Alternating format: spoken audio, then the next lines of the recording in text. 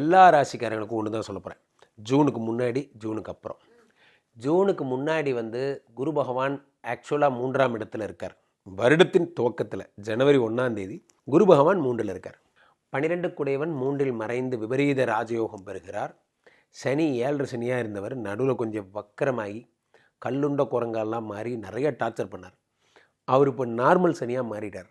இப்போது இந்த சனி நார்மலாக இருக்கிறதும் ப்ளஸ் 3ஆம் இடத்து விபரீத ராஜயோகத்தை தருகின்ற குருமா சேர்ந்து தான் ஜூன் வரைக்கும் இவங்களை ட்ராவல் பண்ணி கூட்டிகிட்டு போகிறாங்க.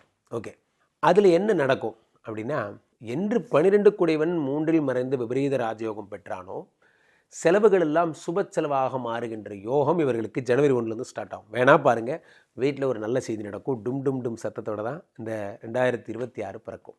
தங்கச்சி கல்யாணம் ஆயிடுச்சுங்க, ஒய்ஃபுக்கு வளகாப்பு பிளான் பண்ணியிருக்கோம், புது வீடு கிரகப்பிரவேசம், இப்படி மங்களங்களோடு தான் பிறக்கும். என்ன ஒரு இம்சை, காசு இருக்காது, அது ஒன்று தான்.